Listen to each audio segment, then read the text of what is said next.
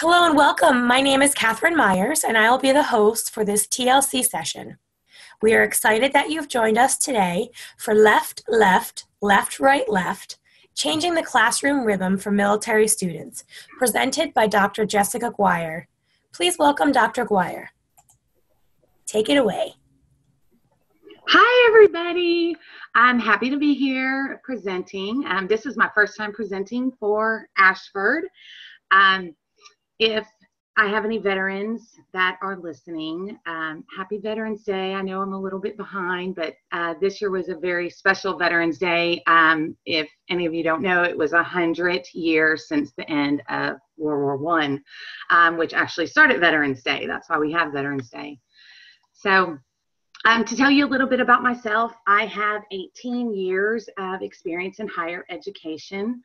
I teach for multiple online universities. I actually got into online education when it really wasn't cool, and all of my colleagues at the college were kind of worried for me, thinking that maybe I was diving into a pool that didn't have any water.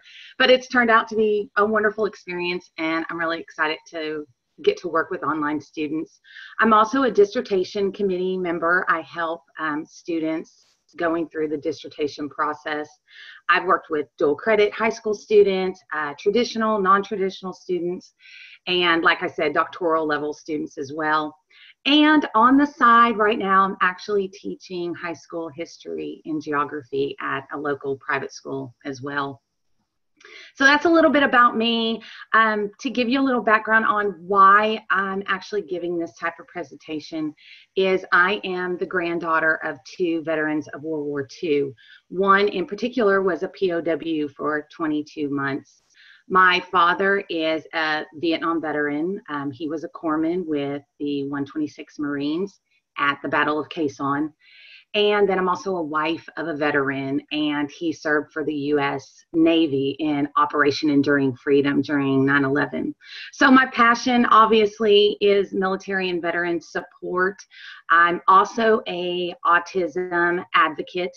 I have run a nonprofit for autism awareness for several years.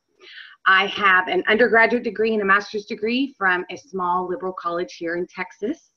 And I obtained a doctoral degree, which was a hybrid mode of online and residential classes. So I understand online education from two sides, being an instructor and also being a student. And one of my side notes, I enjoy traveling with my husband, and we have 3 kids that we travel with as well. So today, my objectives are very simple. I want you to understand that military personnel and that they are in your classroom here at Ashford. And if you teach at other online schools, you might have military personnel in your classroom as well. I want to discuss how to serve that particular group of military connected students. And even when they're not identified, some students choose not to identify themselves as a veteran, but there's still steps you can take to serve them in your classroom. Also, I'm going to discuss some best practices, some things that I've tried, and also some tips that I haven't tried, but I have colleagues who have tried it and it's worked for them. I want us to all focus on providing a consistent and supportive learning environment. And this is not only for our military connected students, but also just our students in general.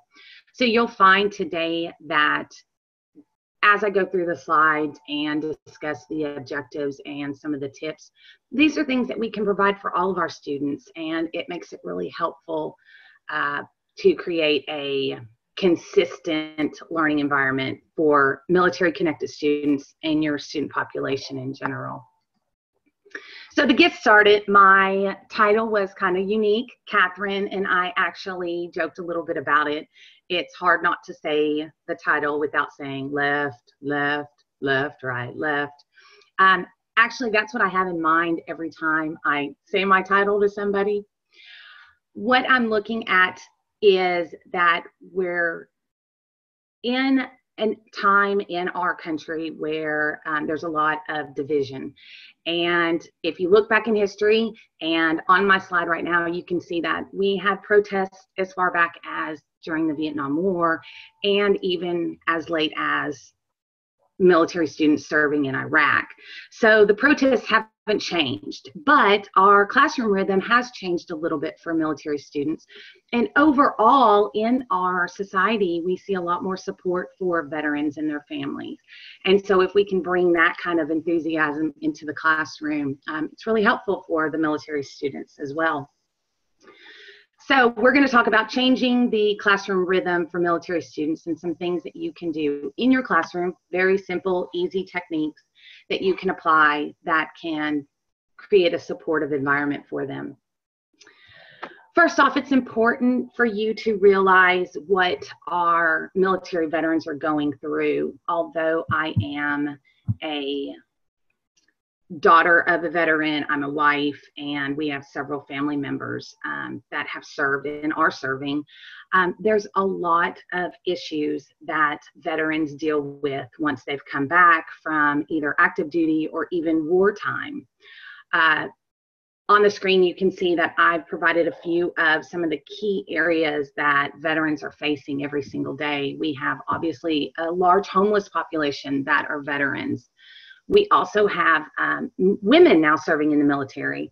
There's some controversy with women serving in the front lines and some of the issues that they see in the military, including sexual assault and trying to move up in the ranks and that glass ceiling that they always discuss. But homelessness becomes a problem not only for male veterans, also for females, and no matter what time they've served, whether it's a Vietnam veteran or someone from maybe Afghanistan or Desert Storm. Our government has done a fair job, in my personal opinion, with addressing some of these issues. There's still a lot of issues surrounding veterans coming back and separating from the military. We see that the U.S. Department of Veterans Affairs has set up crisis lines where veterans can call in when they're having issues in their life. One of the issues that faces many of our veterans includes PTSD. You'll find that with our veterans, there's a lot of issues that deal with the brain, including PTSD. Others are traumatic brain injuries that they might have obtained while serving our country. Sad but true, 22 American veterans die every day because of suicide. So there's some mental issues, including the PTSD and the depression, that are plaguing our veterans. So if we can create in our classroom a supportive environment, maybe we can start to be part of the solution to some of these problems that veterans are facing when they come home.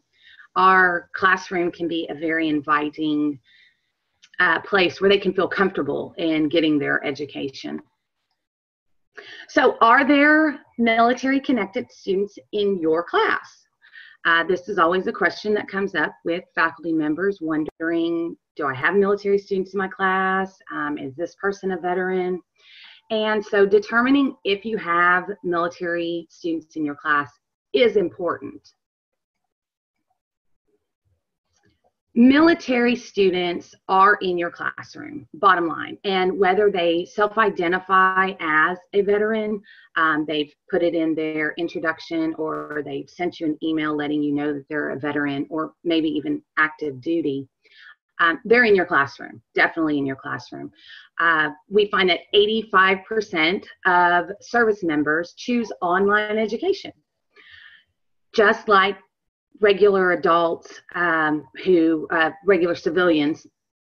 The military members are taking these online classes because, one, they're either deployed and it makes it easy for them to do the classes. Two, they're working adults like other working adults, so it makes it very easy for them to get connected into college. Ashford University actually identified that 24% of our own student population is military connected. So a fourth of the population in 2018 was military connected. So there's a very good chance that if you're teaching a class right now or getting ready to teach one, you have a military student in your class. Ashford was ranked by an outside source as third as the most popular college destination for military connected students. I was excited to hear that, because that means that we're already doing something right at Ashford. And it's great to get on board with a college that already has some resources in place that we can use and that the military students can use as well. But it would be great that in 2019, if we were able to say that Ashford is the #1 ranked college destination for military connected students. And we're on, no pun intended, the front lines in the classroom. We're the first person that the student interacts with when it comes to the education once they've gotten past their advisors. So having that connected and supportive environment in the classroom starts with us. Up to date, around 27,000 military connected students have graduated with a degree from Ashford, which is a wonderful number. About a decade ago, we were looking at some numbers that the National Center for Veterans Analysis and Statistics had put out, and they found that less than a decade ago, the number of veterans with a bachelor's degree is actually lower than that of non-veterans.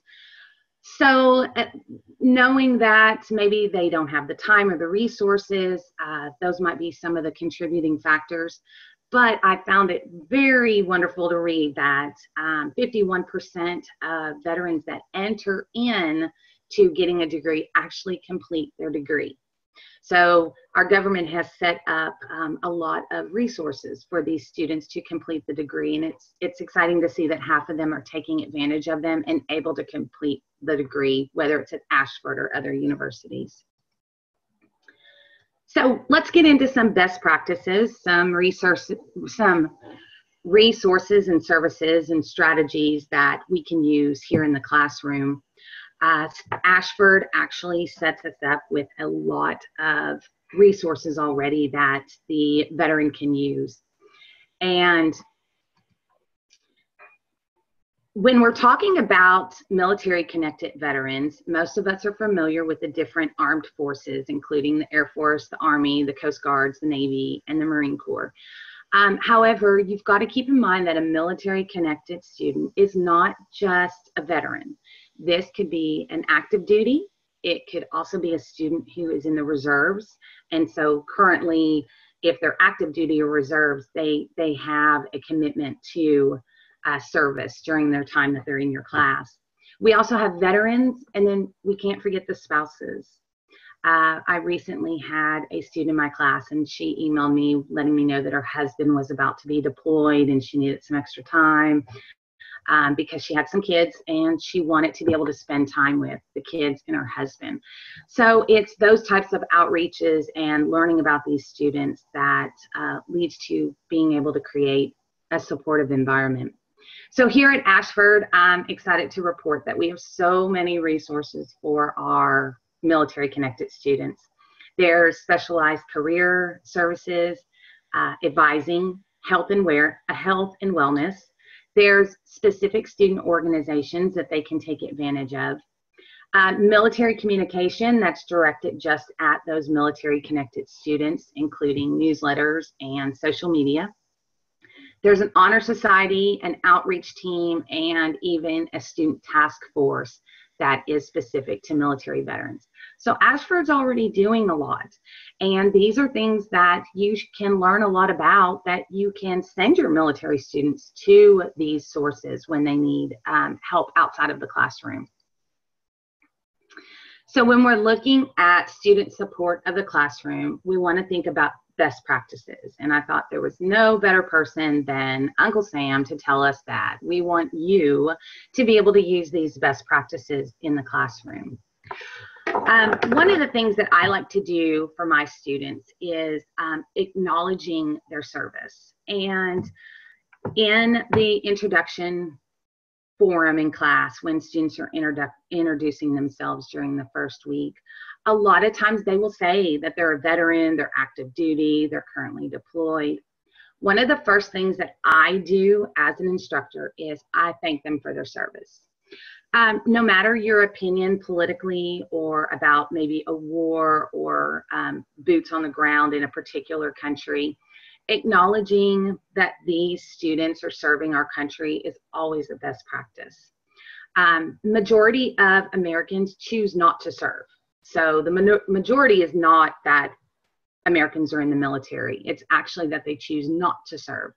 So these veterans and even active duty are surrounding themselves with individuals like me who have no experience in the military.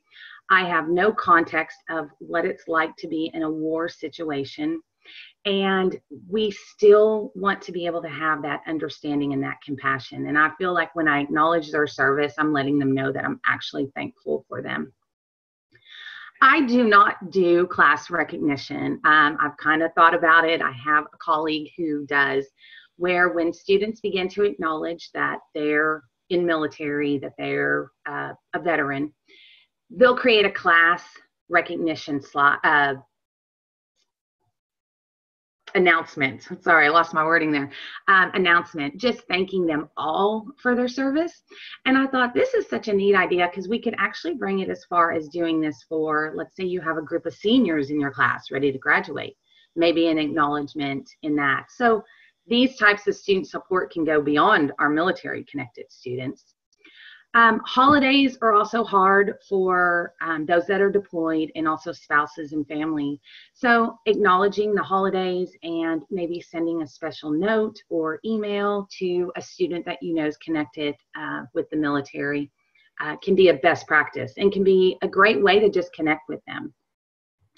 Keeping additional communication lines open. This goes along with the three I've just talked about, just having that open communication that they can come to you and they can feel comfortable letting you know what's going on in their life and maybe you can help them. Additional instructional support can be setting up a calendar. And once again, this could work for all of your students, not just your military connected students. It could also mean emailing a textbook, maybe in a PDF form, or maybe the student can't get Wi-Fi because they're deployed in another country. And so they're going to need a temporary help maybe for the week while they're waiting for Wi-Fi, and sending them maybe the textbook chapters so they don't get behind is always a great idea. Weekly emails and text messages, this goes along with just the best practice in general. Providing support when issues come up is probably the key thing that I've dealt with in my class. Is last minute, the student is sent out on some type of training. They had little knowledge that they were going to do it, and now they find out they're going to be without their computer or Wi-Fi for a small piece of time, maybe a couple days, maybe even a week. But providing that support when these issues come up and understanding that most of the time it's out of their control, or it's put so much stress on their life individually that they just need that extra support. So extra time, completing assignments, offering incompletes when they fit the bill, and just having overall flexibility in your teaching style. I'm big on policy. I like having a sound policy where the students know upfront what to expect.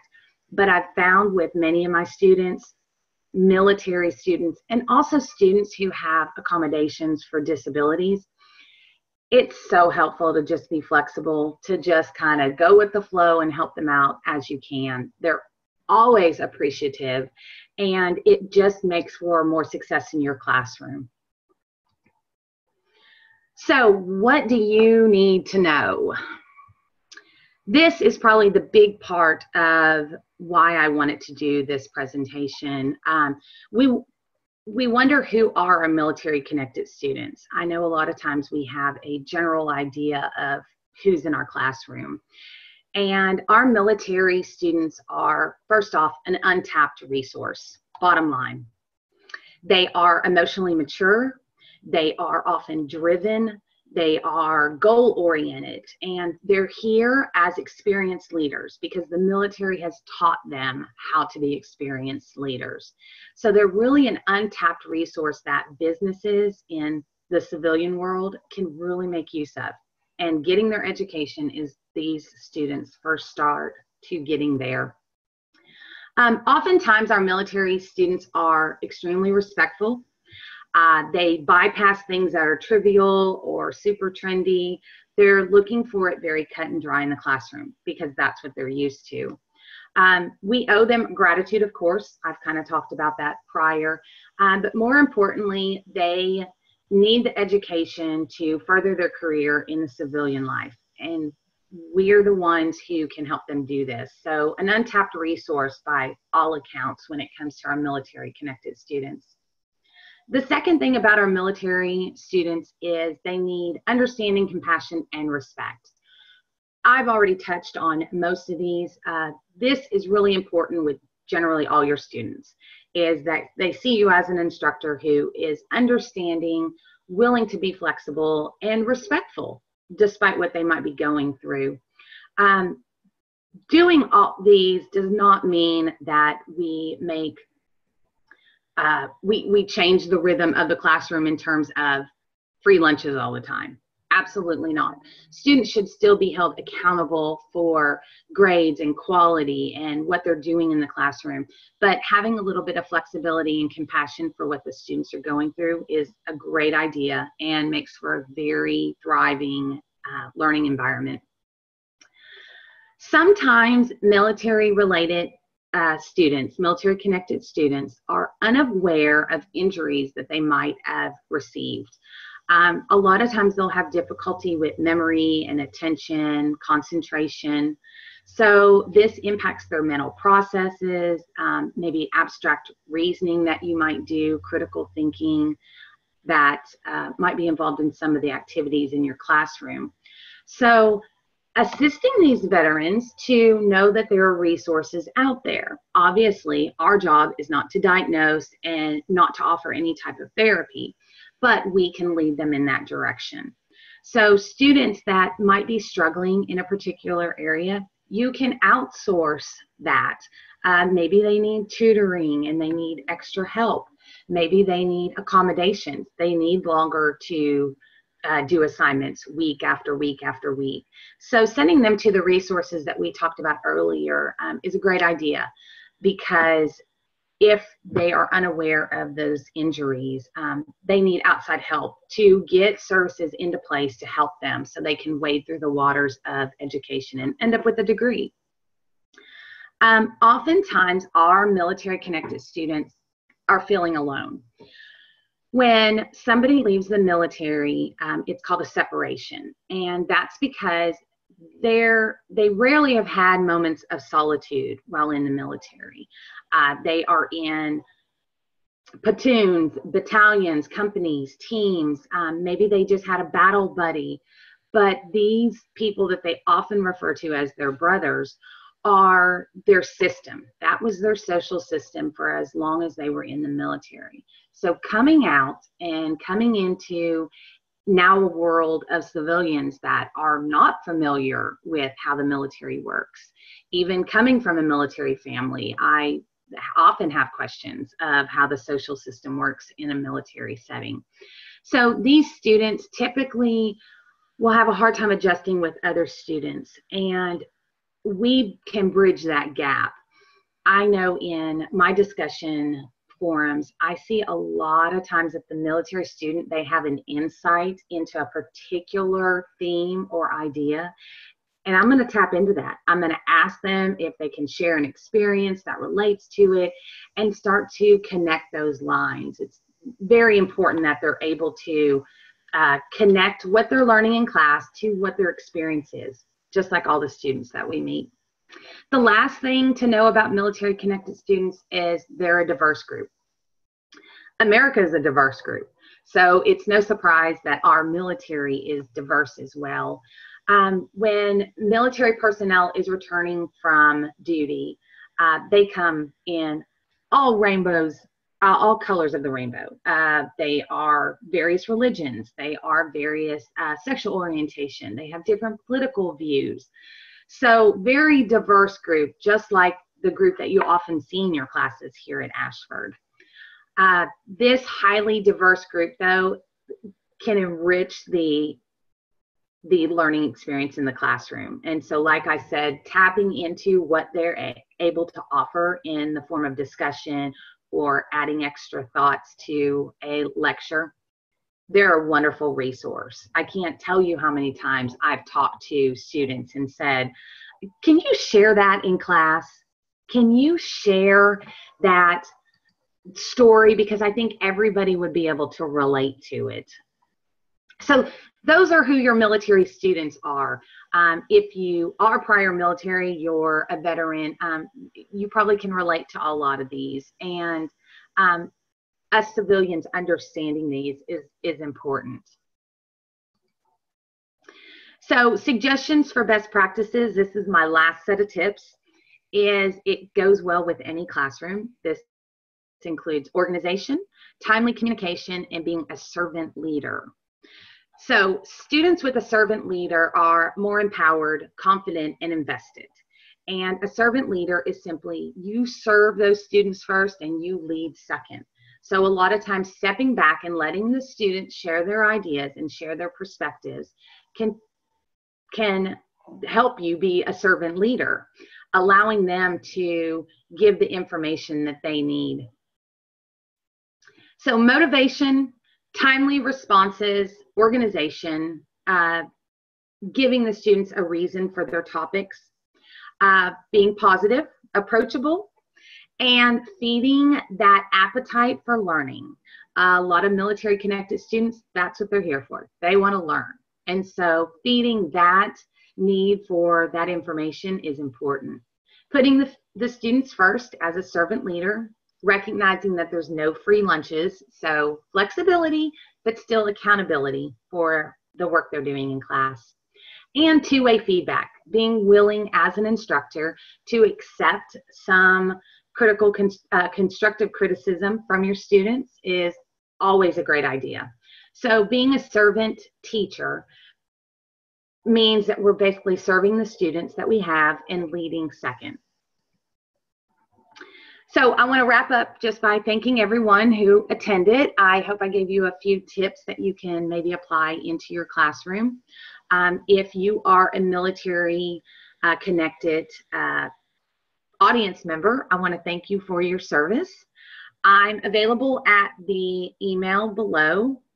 And if you have any questions or comments or suggestions, I'd love to hear from you. I appreciate everybody's time, and thank you for attending. Oh my goodness, Jessica, thank you so much. I don't know about everyone else in the room, but I was kind of doing this, nodding my head a lot and frantically writing things down because there was so much that you shared just about, again, just being mindful. I like the military connected student. Or having that military connection, because it is not just those who are serving. It's you as a spouse or as a daughter. Those are our students as well. And I think just a lot of what you said gave us so much to think about how to best support those students. But again, as you mentioned as well, all of our students in general. We only have 5 weeks to teach these courses, and there's a lot going on. And it's so easy to kind of get into this routine, and you post your announcement, your guidance, and you respond, you grade, and then you start all over again. But to take the time to think a little bit more, you talked about flexibility and compassion for our military-connected students, and then our students in general. So just a wonderful reminder. And my notes, I'll talk to you later, and hopefully those of you in the room, Jessica shared her email address in the chat for you there.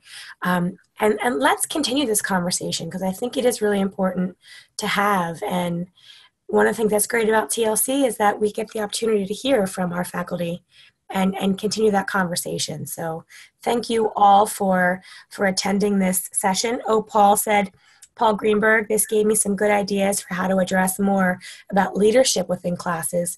Oh, I love that. Leadership skills, yes. Really, really good. This was, can we have like a part 2? Not to put you on the spot, Oh, wow. I would love to do a part 2. You got to give me some time, though. I will. Well, after the holidays, we can have a part 2. But thank you again, Jessica, for your time and sharing this information with us. And thank you again to all of you for spending part of your day with us. I want to wish you a wonderful day and enjoy the rest of TLC. There are many other sessions still happening for the rest of the day. Thank you all so much.